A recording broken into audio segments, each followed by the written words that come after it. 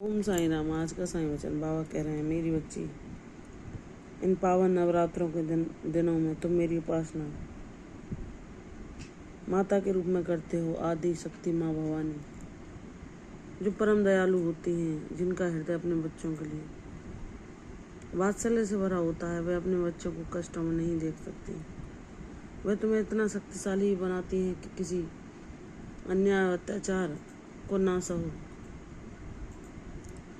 तुम भी उन्हीं का अंश हो, तुम भी शक्ति से परिपूर्ण हो। साहस दिखाओ। अगर कोई तुम्हें सम्मान नहीं देता और कोई तुम्हारे हकों को छीनता है, तो तुम्हें स्वयं के लिए प्रयास करना चाहिए। माँ यही तुम्हें संकेत देती हैं। माँ कहती हैं कि अगर तुम ऐसे लोगों से जो तुम्हारे काबिल नहीं, जो हर पल तुम्हारा दिल दुखाते हैं, जो पिछले किसी ऋणानुबंध के कारण तुम्हारे जीवन में आए, ऐसे लोगों को क्षमा करके उनसे आगे बढ़ो। वह तुम्हें कभी नहीं समझ सकते, वह तुम्हें दुख के अलावा कुछ नहीं दे सकते। तुम उन्हें लाख बार भी क्षमा कर दो, फिर भी वे कभी ना सुधरेंगे। तुम उन्हें कितने भी मौके क्यों ना प्रदान कर लो, वे अपनी ऊर्जा जैसे वे हैं उसे ही बरकरार रखेंगे। उनका अहंकार, उनका अहम कभी नहीं झुक सकता। वह स्वयं को ही सर्वोपरि मानते हैं। चाहे उनमें कितने भी अवगुण क्यों ना हो, वे दूसरे के ही अवगुण गिनाते हैं। मेरी बच्ची, माँ आदिशक्ति के रूप में माँ भवानी हमें यही बता रही हैं कि जब तुम्हारे जीवन में ऐसा अवसर आए जो तुम्हें ऐसे नियंत्रणों से, ऐसे अंकुशों से मुक्ति दिलाने के मार्ग को ले जाता हो, तो तुम्हें स्वयं प्रयास द्वारा उस अवसर को अवश्य अपने जीवन में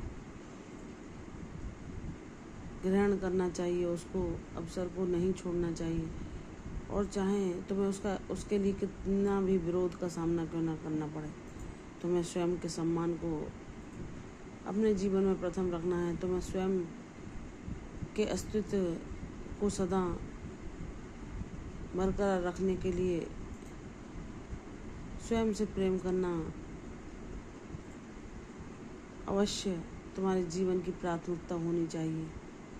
मेरी बच्ची, जो स्वयं से प्रेम करता है वह ही हर किसी जीव से प्रेम कर सकता है, और जिसका हृदय ईश्वरी ऊर्जा से परिपूर्ण होता है, वह ना तो किसी का अनुचित करता है, ना ही अनुचित सहता है।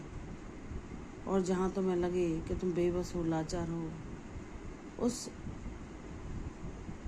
ईश्वर को, चाहे वह परमपिता हो या करुणामयी माता, उनसे प्रार्थना करो। वह तुम्हारे जीवन में वह अवसर अवश्य लाएंगे जिसकी तुम्हें प्रतीक्षा है, और जिसे पाकर तुम सारे कष्ट और समस्याओं से मुक्त कर, सारे अंकुश और नियंत्रणों से मुक्ति पाकर अपने जीवन को अपनी शर्तों पर जी पाओगी। विश्वास रख मेरी बच्ची। जब तू एक माता के रूप में और स्वयं को एक बालक मानते हुए मुझसे प्रार्थना करती है कि मेरी तो माता भी आप ही हैं और मेरे तो पिता भी आप, क्योंकि जो माता पिता से मैंने प्रेम पाया, जो उनका निस्वार्थ ममता, करुणा और दुलार पाया, वह अब मुझे सिर्फ आपसे ही मिल सकता है, किसी अन्य से नहीं।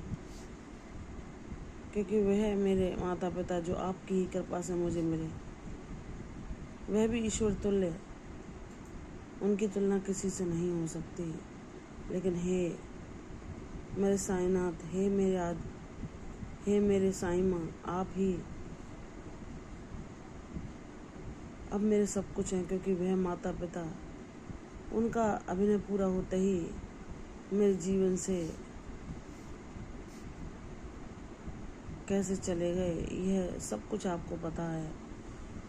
तो हे मेरे बाबा, आप ही माता पिता बनकर सदैव मुझ पर करुणा प्रेम बरसाना और सदैव मुझे उचित मार्ग दिखाकर मेरे जीवन में वह शांति, वह प्रसन्नता और वह खुशहाली अवश्य लाना जो मैंने हर पल आपसे कामना की है।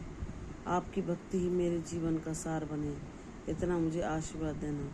तो बाबा कहते हैं, मेरे बच्चे, जो हर स्वरूप में मेरा ही दर्शन करता है, जिसके लिए मैं ही सब कुछ बन जाता हूँ, जो किसी को कोई सफाई नहीं देता, किसी के लिए कुछ सिद्ध नहीं करता, बस मुझसे ही प्रार्थना करता है, उसके जीवन में मैं अवश्य न्याय करता हूँ और वह न्याय उसके जीवन को बदल कर रख देता है। तुम्हें भी वह न्याय अवश्य मिलेगा जिसके लिए तुमने मुझसे प्रार्थना की है। विश्वास रख मेरी बच्ची, तेरी झोली भी मेरे आशीर्वादों से अवश्य परिपूर्ण होगी।